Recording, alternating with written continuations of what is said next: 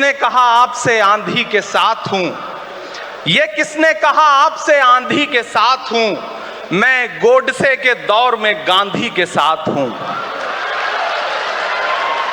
इस राष्ट्रीय अधिवेशन में पूरे भारत के एक एक छोर से, एक एक राज्य से आए हुए कांग्रेस पार्टी के जो तमाम सदस्य यहां पर उपस्थित हैं, मैं आपकी ऊर्जा को सलाम करता हूं और मैं आज जो प्रस्ताव पेश हुआ है उस पर बात करने के लिए आपके बीच में खड़ा हूं।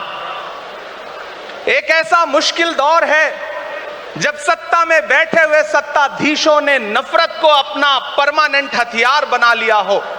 ऐसे समय में कांग्रेस पार्टी देश के हर कोने में जा करके मोहब्बत की बात कर रही है, प्यार की बात कर रही है और इस जो कार्यक्रम का नाम है वो न्याय पथ है।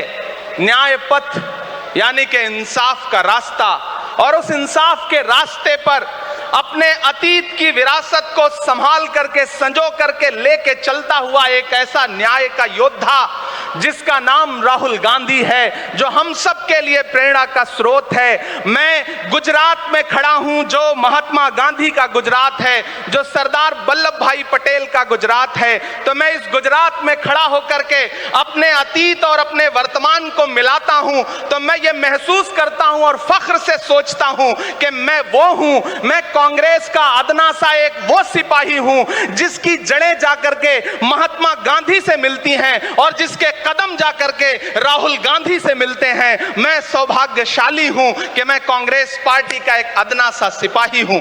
साथियों, मैं कोई लंबा चौड़ा भाषण करने के लिए नहीं खड़ा हूं, बस आपसे यह कहना चाहता हूं, ये जो न्याय का पथ है, हम सब इस न्याय के पथ पर चलने के लिए संकल्पित हैं। हमारा समर्पण इस न्याय के पथ के लिए है, हमारा संघर्ष इस न्याय के पथ के लिए है। मेरे भाई शशि थरूर जी बोल रहे थे, सचिन पायलट जी ने बोला, हमारी बहन गेनी बहन ने बोला, उसके बाद इमरान बोल रहा है।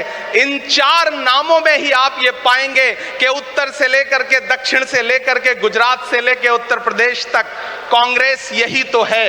कांग्रेस यही तो है, देश को समेटने और एकजुट करने का नाम कांग्रेस है।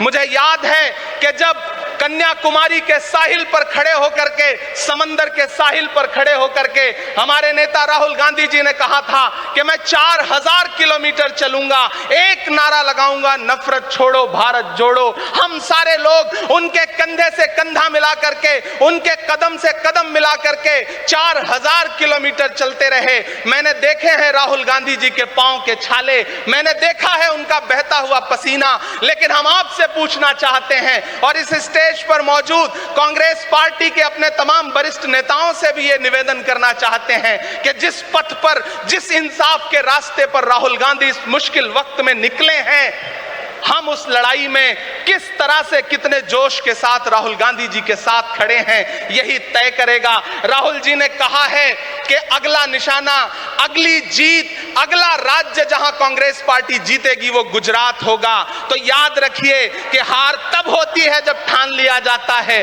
हार तब होती है जब मान लिया जाता है, जीत तब होती है जब ठान लिया जाता है। अगर हमने ठान लिया कि जहां से आज सत्ता के शीर्ष पर बैठे हुए लोग नफरत परोसने का काम कर रहे हैं, असमानता का काम कर रहे हैं, संस्थाओं को कुचलने का काम कर रहे हैं, उनके खिलाफ अगर हमने उन्हीं जड़ों में जाकर के मेहनत की, हिम्मत दिखाई, तो मुझे पूरा यकीन है कि जिस तरह अंग्रेजों के खिलाफ लड़ते हुए कांग्रेस पार्टी ने इस देश को स्वतंत्रता संग्राम के जरिए आजादी दिलाई थी, तो यह लड़ाई भी उस स्वतंत्रता संग्राम से कम नहीं है। उस लड़ाई का नेतृत्व महात्मा गांधी जी कर रहे थे, तो इस लड़ाई का नेतृत्व राहुल गांधी जी कर रहे हैं और हम सारे लोग राहुल गांधी जी के साथ खड़े हैं। हो सकता है कुछ लोग इस सफर में, इस मुश्किल सफर में छोड़ के चले गए हों, उन्हें नजरअंदाज करिए और एक नई पीढ़ी, एक नई ऊर्जा के साथ राहुल जी के साथ खड़ी हो।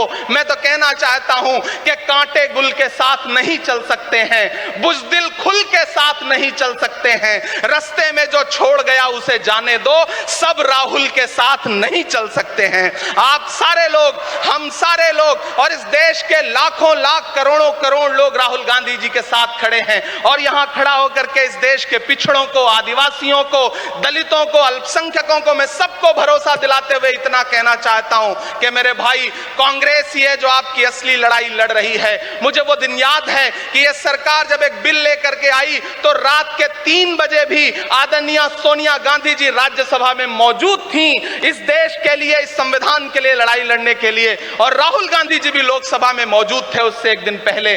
जिस संजीदगी के साथ वो लड़ाई लड़ रहे हैं, हम सारे लोग उनके साथ खड़े हैं। और मैं ज्यादा भाषण नहीं करूंगा, जाते जाते बस आपसे इतना कह के जाना चाहता हूं साथियों कि ये न्याय का पथ और एक छोटी सी कविता, और उस कविता का जो शीर्षक है, उस कविता का जो हीरो है वो मंच पे मौजूद है। मैं चाहता हूं पीछे तक एक बार दोनों हाथ उठा करके तालियां बजाएं। मैं अगले 1 मिनट के कविता सुना करके यहां से आपसे विदा लूंगा। कन्याकुमारी से जो सफर शुरू हुआ था वो अहमदाबाद तक लगातार जारी है और आगे भी जारी रहेगा। और कल ही राहुल जी परसों बिहार से लौटे हैं, तब ये कविता मैं सुनाता हूं कि उदास मौसम बदल रहा है, उदास मौसम बदल रहा है, धुएं का पर्वत पिघल रहा है, दिलों में लावा उबल रहा है। सुबह सुबह जब हुजूम लेकर सफर पे निकले तो यूं लगे है कि जैसे सूरज निकल रहा है। वो चल रहा है, वो चल रहा है। वो कह रहा है कि नफरतों से जो दिल है टूटे मैं जोड़ दूंगा। एक नारा नफरत छोड़ो भारत जोड़ो, एक नारा नफरत के बाजार में मोहब्बत की दुकान खोल ली है। वो कह रहा है कि नफरतों से जो दिल है टूटे मैं जोड़ दूंगा। वो कह रहा है हर एक दरिया हर एक तूफान को मोड़ दूंगा। सुनो सितमगर न समझो डर कर मैं अपने लोगों को छोड़ दूंगा, सितम की गर्दन मरोड़ दूंगा। सितमगरों की हर एक ख्वाहिश हर एक साजिश कुचल रहा है, वो चल रहा है, वो चल रहा है। अंतिम पंक्तियां पढ़ता हूं कि जमाने भर की तमाम माओं ने हाथ उठाकर दुआएं दी हैं, जमाने भर की तमाम माओं ने हाथ उठाकर दुआएं दी हैं, तमाम बच्चों ने इस तपस्वी का माथा चूमा बलाएं ली हैं। जो नफरतों का जहर भरा है ये बन के शंकर निगल रहा है, वो चल रहा है, वो चल रहा है। मोहब्बतों की किताब लेकर लबों पे अपने गुलाब लेकर, मोहब्बतों की किताब लेकर लबों पे अपने गुलाब लेकर, सुनहरे रंगों का ख्वाब लेकर वो आया है इंकलाब लेकर। बलाएं रास्ता बदल रही हैं, फजाएं खुशबू में ढल रही हैं। ये नफरतों का निजाम बदले, हिकारतों का कलाम बदले। अगर ये रहबर नहीं बदलते तो अपना लहजा अवाम बदले। अंधेरे बेचैन दिख रहे हैं, कोई जो है इस अंधेरी शब में मशाल की तरह जल रहा है, वो चल रहा है, वो चल रहा है, वो चल रहा है। बहुत बहुत आप सबको धन्यवाद दूंगा साथियों, आपने जिस जिंदा दिली से सुना उसके लिए आपका बहुत आभार। न हम सफर न किसी हमनशी से निकले।